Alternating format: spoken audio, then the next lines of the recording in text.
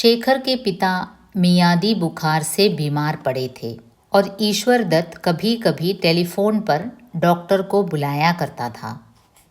उसी से शेखर ने टेलीफोन के बारे में कुछ जानकारी हासिल की थी।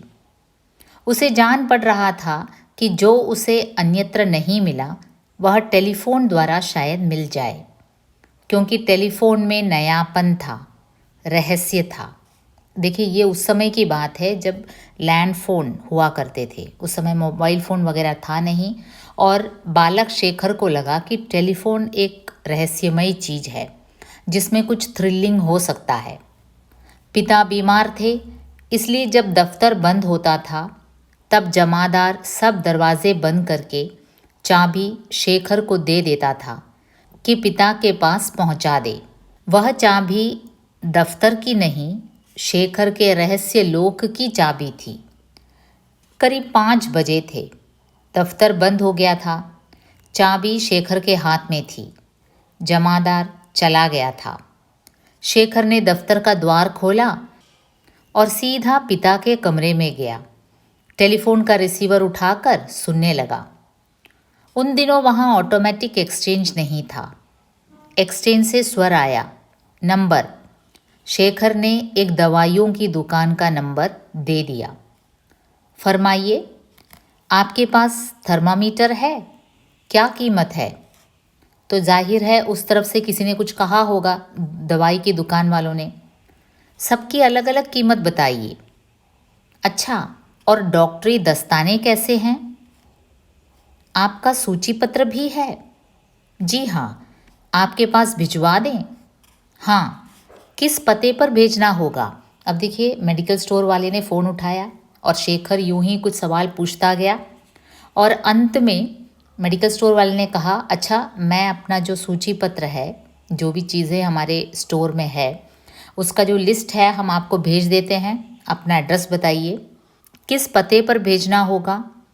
इस प्रश्न की आशंका शेखर को नहीं थी। उसे यह बताया गया था कि जिसे फ़ोन किया जाए उसे करने वाले का नंबर तब तक नहीं ज्ञात होता जब तक कि स्वयं न बताया जाए, और इसी विश्वास के आधार पर उसने फ़ोन करने का साहस किया था। यह प्रश्न सुनकर वह एकाएक घबरा गया। समझ नहीं पाया कि क्या कहे। बोला, दफ्तर के पते पर, और रिसीवर लटकाकर भाग गया। अब देखिए, शेखर को यह टेलीफोन काफ़ी रहस्यमय लगा। उसने फ़ोन उठाया। पिताजी के दफ्तर में था, कोई नहीं था दफ्तर में, और उसने फ़ोन उठाकर एक मेडिकल स्टोर का नंबर लगाया और यूं ही बातें करने लगा। और जब उसका एड्रेस पूछा गया तो वो रिसीवर रखकर भाग गया। दूसरी बार शेखर ने फिर चाबी प्राप्त करके दफ्तर खोला और टेलीफोन पर जाकर बैठ गया। अब कि उसने फायर स्टेशन को पुकारा। वह यह देखना चाहता था कि उसके भाइयों ने जो उसे बताया था कि टेलीफोन करने के बाद 5 मिनट के अंदर फायर इंजन पहुंच जाता है, वह ठीक है या नहीं। अब देखिए, बालक शेखर ने अपने भाइयों द्वारा सुन रखा था कि अगर आप इमरजेंसी में फ़ोन करें तो जो फायर स्टेशन है वहाँ से 5 मिनट के अंदर वो लोग एम्बुलेंस भेज देंगे। अब शेखर ये चेक करना चाहता था कि ये सच है या नहीं। उसने चिल्ला चिल्ला कर फ़ोन में कहा, फायर फायर, कम एट वंस। एक भारी सी आवाज़ ने पूछा, कहाँ? एकाएक शेखर को अपनी करतूत के फल का ध्यान आया। वह डर गया। अब कहाँ फायर है, उसे अपना एड्रेस बताना होगा, तो वो डर गया। उसने रिसीवर मेज पर रखा और जल्दी दफ्तर का दरवाज़ा बंद करके चाबी दे आया। दूसरे दिन एक्सचेंज से रिपोर्ट आई कि फ़ोन का दुरुपयोग किया जा रहा है। पिता ने सबसे पड़ताल की, लेकिन मौन के सिवा कोई उत्तर नहीं पाया। अब दूसरे दिन टेलीफोन एक्सचेंज से ये कंप्लेंट आया कि भाई, आपका टेलीफोन कोई मिसयूज़ कर रहा है। अब पिताजी ने जांच पड़ताल की तो लेकिन सभी मौन, कोई ये स्वीकार करने को ही तैयार नहीं। बात वहीं समाप्त हो गई। उस दिन से जमादार स्वयं चाबी पिता तक पहुंचाने लगा। अब देखिए, उनको शंका हो गई कि ज़रूर इसके पीछे शेखर ही होगा, क्योंकि दफ्तर की चाबी किसके हाथ में दी जाती थी? शेखर के हाथ में। अब दूसरे दिन से क्या हुआ? पिताजी के हाथ में जमादार जाकर चाबी देने लगा। शेखर पतंग उड़ाने लगा। पतंग उड़ानी उसे आती नहीं थी, लेकिन यह उसके पथ में विघ्न नहीं था। इससे तो उसका आकर्षण बढ़ता ही था। और फिर पतंग उड़ाने में एक दूसरा मजा भी था कि वह शेखर को मना थी। अब देखिए, शेखर पतंग उड़ाना जानता नहीं था। जो बात वो जानता नहीं है लेकिन फिर भी वो करता है। ऐसे करने में शेखर एक थ्रिल का एहसास करता है ना। और जो उसे मना है वो तो करेगा ही। तैरना नहीं जानता है लेकिन पानी में कूद पड़ेगा। तो जो कुछ उसे मना है वो करने के लिए वो काफ़ी आतुर रहता है। आम के पेड़ पर न चढ़ने को कहो तो चढ़ जाएगा और कच्चे और पके सभी आम को तोड़ तोड़ कर फेंकने लगेगा। तो जो मनाही है उसे करने में चाइल्ड साइकोलॉजी में होता है कि उसे करने की चाह रहती है बच्चों के मन में। शेखर के पिता कहते थे कि यह खतरनाक खेल है। पतंग उड़ाते उड़ाते कई लड़के कोठे पर से गिर पड़ते हैं। कई बार ऐसा होता है, टेरेस के ऊपर, ओपन टेरेस में लड़के पतंग उड़ाते हैं और आवेश में आकर और पतंग उड़ाने की जो जोश में आकर कई बार क्या होता है, लुढ़क कर नीचे गिर जाते हैं। तो इसलिए शेखर के पिताजी ने कह रखा था कि पतंग उड़ाना एक खतरनाक खेल है। शेखर का पतंग उड़ाने का ढंग यह था कि वह घर के बगीचे में किसी को बुलाकर कहता कि पतंग उड़ा दो। जब वह खूब ऊंची उड़ जाती तब चरखड़ी अपने हाथ में ले लेता और डोर को झटक कर नाचती हुई पतंग को देखकर अपने को विश्वास दिला लेता कि वही उड़ा रहा है, अतः उसी ने पतंग उड़ाई है ना। पहले तो किसी को पतंग उड़ाने को कहता और जब पतंग काफ़ी ऊंचा उड़ने लगता है हवा में तब यह डोर अपने हाथ में लेता है। उसे आज्ञा थी कि पिता के पास बैठे और समय समय पर दवा पिलाया करे। इसलिए नहीं कि वह इस काम में विशेष दक्ष था, इसलिए कि उसके पिता उसे अपने पास रखना चाहते थे। लेकिन पतंग उड़ाने में वह सब भूला हुआ था। अब उसे क्या इंस्ट्रक्शन दिया गया था कि पिताजी बीमार हैं, पिता के पास बैठकर उन्हें दवा पिलाया करे। और लेकिन शेखर पतंग उड़ाने में सब भूल गया था। पिता के चपरासी ने आकर विघ्न डाला। शेखर बाबू, ऊपर चलो, साहब बुलाते हैं। ठहरो, हम ज़रा पतंग उड़ा लें, कहकर शेखर उसे भूल गया। चलो शेखर बाबू, मिनट भर बाद चपरासी फिर बोला। ठहर जाओ, कह तो दिया। चपरासी बार बार कहने लगा। जाओ, जाके कह दो कि हम पतंग उतार कर आएंगे। चपरासी चला गया और थोड़ी देर में लौट आया। शेखर बाबू, साहब का हुक्म है कि नहीं आए तो पकड़ कर ले आओ, चलो। चपरासी ने एक दूसरे नौकर को बुलाकर पतंग की डोर तोड़कर उसके हाथ में दे दी कि वह उतारे और शेखर को उठाकर ले चला। शेखर की टांगें ही मुक्त थी। वह उन्हें पटकने लगा, लेकिन वह हवा से टकरा कर रह गई। तब उसने सारा जोर लगाकर अपनी पकड़ी हुई बाँह को झटका। वह छूट गई और जाकर चपरासी की नाक पर लगी और चपरासी ने उसे झट से ज़मीन पर रख दिया, जैसे बरे ने काट खाया हो, और चीखता हुआ ऊपर भागा क्योंकि नाक से खून छूट रहा था। अब देखिए, शेखर के पिताजी ने आज्ञा दी थी चपरासी को कि पकड़ कर लाए, और वो वही करने लगा। पतंग के डोर को तोड़ दिया और शेखर को पकड़ कर लाने की कोशिश करने लगा और शेखर अपने आप को मुक्त करने की कोशिश करने लगा। तो इस बीच में क्या हुआ, भां का झटका लगा और हाथ छूट गया और शेखर का जो हाथ है वो चपरासी के नाक पर जाकर जोर से लगा, खून बहने लगा। आधी सीढ़ियाँ चढ़ा हुआ शेखर जंगले से सटकर खड़ा हो गया। इस आकस्मिक घटना का क्या फल होगा, यह सोचकर वह स्तब्ध हो गया। पिता इतने सख्त बीमार हैं, चारपाई पर हिल नहीं सकते, लेकिन उनका क्रोध, पिताजी का क्रोध वे अच्छी तरह जानते हैं। अभी तो बीमार हैं लेकिन फिर भी क्रोध में कोई कमी नहीं होगी। अब चपरासी के नाक से खून आया है, ये देख कर पिताजी से ज़रूर उसे मार मिलेगी। तभी शेखर ने देखा उसके पिता सीढ़ियों पर उतर रहे हैं, हाथ में एक छड़ी। हाथ कांप रहा है। दीवार पर कोहनी टेक कर संभल संभल कर पैर बढ़ाते हैं और दुबले कितने हो गए हैं। तो उस समय शेखर ने देखा उसके पिताजी काफ़ी दुबले नज़र आ रहे थे क्योंकि बीमार थे, लेकिन फिर भी उनके हाथ में छड़ी थी और क्रोध में कोई कमी नहीं थी। और उनकी आंखें न इधर देखती है न उधर, न छत की ओर न सीढ़ी की ओर, केवल शेखर पर स्थिर है। और उनके पीछे सीढ़ियों के ऊपर सरस्वती खड़ी है, जिसका मुख ऐसा हो रहा है कि पहचाना नहीं जाता, और उसकी मौन विस्फारित आंखें शेखर की आंखों पर जमी हुई कुछ कहना चाहती हैं, कुछ कह रही है जो वह मुंह से नहीं निकाल सकती। शेखर ने जान लिया कि उसे वहीं खड़े रहना है, हिलना नहीं है, सिर नहीं उठाना है, प्रतिवाद नहीं करना है, अपनी रक्षा नहीं करनी है। अब शेखर समझ गया पिताजी काफ़ी बीमार हैं, चल भी नहीं पा रहे हैं, लेकिन उसे मारने के लिए आ रहे हैं। अब ऐसे में और दिक्कत नहीं पैदा करना है, उसे भागना नहीं है, वहीं खड़े होकर मार खाना है, क्योंकि गलती आखिर उसकी है। वह खड़ा रहा, 6 बार छड़ी उठी और गिरी। 6 बार शेखर के शरीर में एक रोमांच सा हो आया, पर वह हिला नहीं। छड़ी रुक गई। पिता ने एक तीखी दृष्टि से शेखर के मुख की ओर देखा। केवल चपरासी वहीं खड़ा रह गया, जिसे यह घटना समझ नहीं आई, लेकिन जो न जाने क्यों लज्जित हो गया।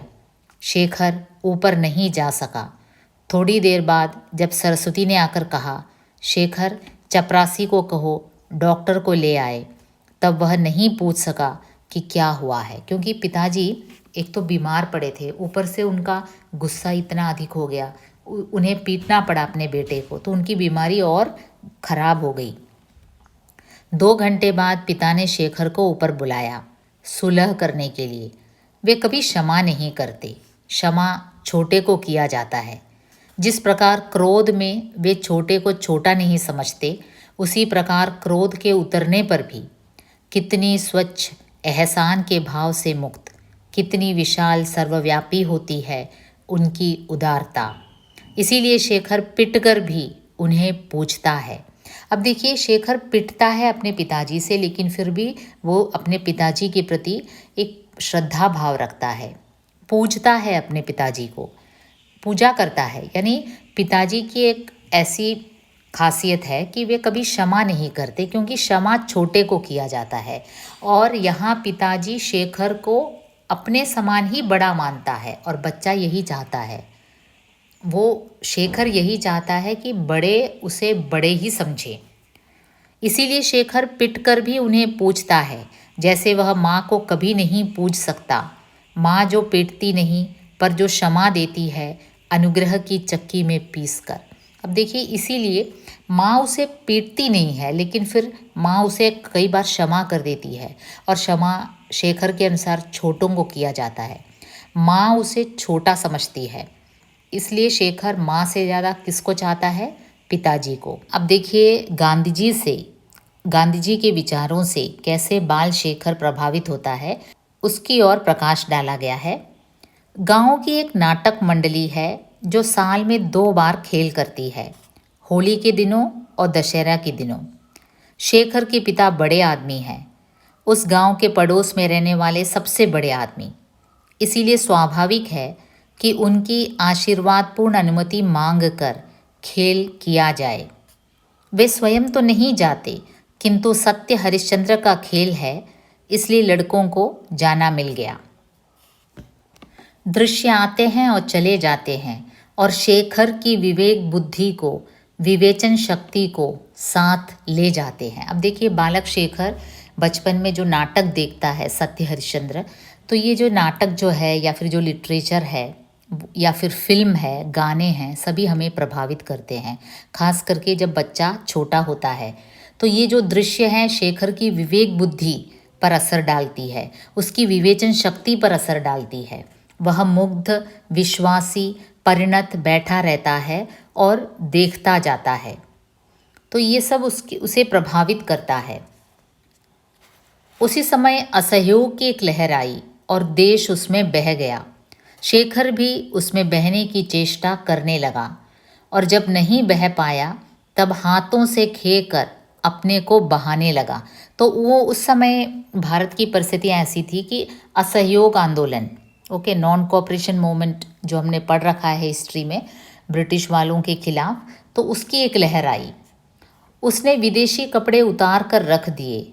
जो 2-4 मोटे देशी कपड़े उसके पास थे वही पहनने लगा। अब देखिए बाल शेखर के मन में भी अपने देश के प्रति एक भावना जागृत हुई। तो वो उस समय क्या था, विदेशी कपड़ों को त्यागने का चलन था। तो शेखर ने भी अपने विदेशी कपड़े उतार कर रख दिए। 2-4 जो मोटे देशी कपड़े उसके पास थे वही पहनने लगा। बाहर घूमने मिलने जाना उसने छोड़ दिया, क्योंकि इतने देशी कपड़े उसके पास नहीं थे कि बाहर जा सके। अब देखिए उसके पास ज़्यादातर विदेशी कपड़े ही थे। लेकिन अब बालक के मन में राष्ट्र के प्रति एक खास भावना जागृत हुई और विदेशी के प्रति एक घृणा पैदा हुई। तो उसने अपने विदेशी कपड़े त्यागना शुरू कर दिया। तो ऐसे में क्या है, बाहर घूमना आना जाना कुछ बंद हो गया, कुछ कम हो गया, क्योंकि उसके पास उतने देशी कपड़े नहीं थे कि बदल बदल कर पहनकर बाहर जाए। प्रायः दोपहर को वह ऊपर की एक खिड़की के पास जाकर खड़ा हो जाता और बाहर देखा करता। कभी दूर से जब बहुत से कंठों की समवेत पुकार उस तक पहुंचती, गांधी का बोल बाला, दुश्मन का मुंह हो काला, तब उसके प्राण पुलकित हो उठते और वह भी अपनी खिड़की से पुकार उठता, गांधी का बोल बाला, दुश्मन का मुंह हो काला। अब देखिए जब ये नारे वो सुनता तो वो भी ये कह उठता कि गांधी का बोलबाला हो, दुश्मन का मुंह यानी विदेशी अंग्रेज़ों का मुंह काला। इससे आगे वह जा नहीं सकता था। घर से अनुमति नहीं थी, लेकिन अनुमति का न होना ही तो एक अंकुश था जो निरंतर उसे कोई मार्ग ढूंढने के लिए प्रेरित किया करता था। अब देखिए वो अपनी खिड़की से ये सब देखता था, नारे देखता था और पुलकित होता था, लेकिन घर से बाहर रास्ते पर आकर गांधी जी का बोलबाला का नारा लगाना उसके लिए उसके पास अपने पिताजी की अनुमति नहीं थी। अब शेखर क्या है, पिताजी जो मना करते हैं उसे करने के लिए उसके मन में एक ललक रहती है हमेशा। तो वो मार्ग ढूंढने लगता है कि कैसे वो इस स्वतंत्रता आंदोलन में भाग ले। माँ के अतिरिक्त सब लोग बाहर गए हुए थे। माँ ऊपर कोठे पर बैठी हुई थी। शेखर ने घर के सब कमरों में से विदेशी कपड़े बटोरे और नीचे एक खुली जगह ढेर लगा दिया। फिर लैंपें लाकर उन पर मिट्टी का तेल उड़ेला और आग लगा दी। अब देखिए बालक शेखर क्या करता है, एक अवसर पाकर उसने देखा कि घर में और कोई नहीं है, केवल माँ है और माँ ऊपर कोठी पर बैठी है। तो शेखर ने क्या किया, परिवार में जितने भी विदेशी कपड़े थे उन सभी को इकट्ठा करके एक जगह डाल दिया और केरोसिन डालकर उसमें आग लगा दी। आग एकदम भभक उठी। शेखर का आह्लाद भी भभक उठा। वह आग के चारों ओर नाचने लगा और गला खोलकर गाने लगा, गांधी का बोलबाला, दुश्मन का मुंह हो काला। अब देखिए अपने ही घर के सभी विदेशी वस्त्र वो जला डालता है और चीख चीख कर ये कहने लगता है, गांधी का बोलबाला, दुश्मन का मुंह हो काला। थोड़ी ही देर में माँ आई और थोड़ी देर में शेखर के गाल भी मानो विदेशी हो गए, जलने लगे। अब देखिए उसे इतनी मार मिली, क्योंकि घर के जो विदेशी कपड़े थे सभी तो इसने जला दिए और घर के अंदर ही आग लगा दी। तो उसके गाल पर ऐसी मार पड़ी कि उसके गाल एकदम लाल विदेशी कपड़ों की तरह जलने लगे। शेखर के मन में विदेशी मात्रा के प्रति घृणा हो गई। उसने देखा कि हमारी नस नस में विदेशी का प्रभुत्व ही नहीं, आतंक भरा हुआ है। अब शेखर के मन में ये बैठ गया कि मुझे विदेशियों से घृणा है। उसने देखा कि भारतीयों के नस नस में विदेशी का प्रभुत्व है, एक इन्फीरियोरिटी कॉम्प्लेक्स है, विदेशियों के सामने हम अपने आप को कम समझ रहे हैं। उसे पुरानी बातें भी याद आई और नई भी। वह देखने लगा। उसे यह भी ध्यान हुआ कि पिता उसे घर में भाइयों से अंग्रेजी में बात करने को कहा करते हैं। यह भी कि वह शैशव से अंग्रेजी बोलना जानता है, पर हिंदी अभी सीख रहा है। अब देखिए वो थोड़ा जब बड़ा हो गया, उसकी विवेचन बुद्धि विकसित हो गई, तो वो सोचने लगा कि मेरे परिवार में ही देखो भाई, मेरे पिताजी मुझे हमेशा इंग्लिश में बात करने को प्रेरित करते हैं। मेरे और मेरे भाइयों के बीच जो भी संवाद होता है, पिताजी ये भरसक ध्यान रखते हैं कि हम इंग्लिश में बोलें। और मैं भारत में जन्मा हूँ और हिंदी अभी सीख ही रहा हूँ। उसकी पहली आया ईसाई थी और अंग्रेज़ी ही बोलती थी। अब देखिए, इसकी पहली आया क्रिश्चियन थी, हमेशा इंग्लिश बोलती थी, तो जानबूझकर पिताजी ने क्रिश्चियन आया को रखा ताकि बच्चे इंग्लिश बोलें। उसका पहला गुरु जिसके साथ उसे दिन भर बिताना होता था एक अमेरिकन मिशनरी था जो पढ़ाता चाहे कुछ नहीं था, दिन भर अंग्रेजी की शिक्षा तो देता था। अब शेखर सोचता है कि मेरा जो फर्स्ट जो ट्यूटर था, जो मुझे घर आकर पढ़ाता था, वो एक अमेरिकन था।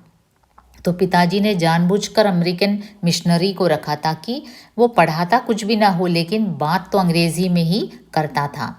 शेखर ने देखा कि यदि मातृभाषा वह है जो हम सबसे पहले सीखते हैं, तब तो अंग्रेजी ही उसकी मातृभाषा है और विदेशी ही उसकी माँ। उसके आत्माभिमान को बहुत सख्त धक्का लगा। जिसे मैं घृणित समझता हूँ उसी विदेशी को माँ कहने को बाध्य हूँ। अरे, मैं जिस विदेशी को घृणित समझता हूँ, मैं उसी की भाषा बोल रहा हूँ बचपन से। ऐसे बोल रहा हूँ जैसे वो मेरी मातृभाषा है। ये कितने घृणा की बात है। आत्माभिमान जिसके पास है वो ये कैसे कर सकता है। उसने उसी दिन से बड़ी लगन से हिंदी पढ़ना आरंभ किया और चेष्टा से अपनी बातचीत में से अंग्रेजी शब्द निकालने लगा। अपनी आदतों में से विदेशी अभ्यासों को दूर करने लगा। अब देखिए, जानबूझकर उसने जो भी वोकैबलरी उसने इंग्लिश में सीखा था, जो भी वर्ड्स, उसे जानबूझकर उसका प्रयोग न करके शुद्ध हिंदी सीखने लगा। शेखर के पिता एक दिन के दौरे पर जा रहे थे और शेखर साथ था। बांकीपुर स्टेशन पर सामान रखकर पिता और पुत्र वेटिंग रूम के बाहर टहल रहे थे। शेखर कुछ आगे, पिता पीछे पीछे। पास से एक लड़का आया और शेखर की ओर उन्मुख होकर अंग्रेजी में बोला, तुम्हारा नाम क्या है? अब देखिए, एक स्टेशन में एक ऐसा इंसिडेंट हुआ कि एक लड़का आया और उसने इंग्लिश में बात की कि व्हाट्स योर नेम। शेखर ने सिर से पैर तक उसे देखा। लड़का एक अच्छा सा सूट पहने था, सिर पर अंग्रेजी टोपी और उसके स्वर में अहंकार था। शायद वह अपने अंग्रेजी ज्ञान का परिचय देना चाहता था। अब शेखर के मन में एक तो राष्ट्र भावना एकदम तीव्र रूप से उस उम्र में पैदा हो रही थी। वो जानबूझकर अंग्रेजी न बोलकर हिंदी सीखना चाहता था। तो ऐसे में रेलवे स्टेशन में क्या हुआ, एक लड़का आया और वो काफ़ी अहंग भावना से इंग्लिश में इसका नाम पूछता है। शेखर को प्रश्न बुरा और अपमानजनक लगा। उसने उत्तर नहीं दिया। कुछ इसलिए भी नहीं दिया कि पीछे पिता थे और पिता की उपस्थिति में बात करते वह झिझकता था। एक तो पीछे पीछे पिता चल रहे थे तो पिता के सामने उसकी बोलती भी बंद हो जाती थी, और दूसरी बात यह है कि जो लड़के ने इंग्लिश में पूछा नाम, तो वो बताना ही नहीं चाहता था इंग्लिश में उत्तर। उस लड़के ने समझा उसका सामना करने वाला कोई नहीं है, यह लड़का शायद अंग्रेजी जानता ही नहीं। उसने तनिक और रौब में कहा, my name is so and so, do you go to school? अब लड़का झाड़ने लगा इंग्लिश में। उसे लगा कि ये जो लड़का है शेखर, उसे तो इंग्लिश पता ही नहीं है, तो वो और इंग्लिश में झाड़ने लगा कि मेरा नाम ये है, क्या तुम स्कूल में जाते हो? शेखर के पिता वहाँ न होते तो वह प्रश्न का उत्तर चाहे न देता, पर कुछ उत्तर अवश्य देता। उसके मन में यह संदेह उठ भी रहा था कि यह लड़का शायद कोई पाठ ही दोहरा रहा है, अंग्रेजी उतनी जानता नहीं। पर उसने घृणा से उस लड़के की ओर देखा, उत्तर कोई नहीं दिया। अब शेखर अच्छी तरह इंग्लिश में बात करना जानता था क्योंकि उसने बचपन से ही इंग्लिश सीखा है, लेकिन ये लड़का जो है इंग्लिश ऐसे बोल रहा था मानो वो ठीक से इंग्लिश जानता नहीं, लेकिन झाड़ना चाहता है, रौब दिखाना चाहता है। तो शेखर ने समझा कि उत्तर ही नहीं देना है।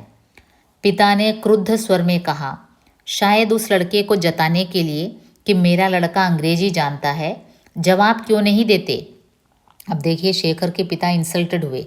उन्हें लगा कि एक लड़का इंग्लिश में बात कर रहा है और मेरा खुद का बेटा इंग्लिश में उत्तर नहीं दे पा रहा है। शेखर और भी चिढ़ गया और भी चुप हो गया। वह लड़का मुस्कुराकर आगे बढ़ गया। पिता ने कहा, इधर आओ। शेखर उनके पीछे पीछे वेटिंग रूम में गया तो पिता ने उसका कान पकड़कर पूछा, जवाब क्यों नहीं दिया? मुंह टूट गया है? अब देखिए पिताजी एकदम गुस्सा हो गए और वेटिंग रूम में जाकर इसके कान मरोड़ कर पूछते हैं कि तूने जवाब क्यों नहीं दिया? क्या तेरा मुंह टूट गया है? तभी ट्रेन आ गई और शेखर कुछ उत्तर देने से या उत्तर न देने की गुस्ताखी करने से बच गया। तो उस समय ट्रेन आ गई और उन्हें ट्रेन पर जाना था तो चढ़ गए। दूसरे दिन घर पर पिता ने माँ से कहा, हमारे लड़के सब बुद्धू हैं, किसी के सामने तो बोल नहीं निकलता। अब देखिए पिताजी ने माँ से जाकर इसी इंसिडेंट को मन में रखकर कहा होगा कि हमारे लड़के तो सब बुद्धू हैं, किसी के यानी कि हमारे लड़के स्मार्ट नहीं हैं। कोई अंग्रेज़ी में एक सेंटेंस पूछे तो उत्तर नहीं दे पाता है तो बुद्धू हैं एकदम। शेखर ने सुन लिया। अब देखिए बच्चा जब पिता के द्वारा ये ऐसे कमेंट सुनता है तो उसके मन में काफ़ी फीलिंग होता है, काफ़ी हर्ट होता है। अपने ही जब अपने बारे में कहते हैं तो ज़्यादा दुख होता है। तो शेखर ने ये सुन लिया।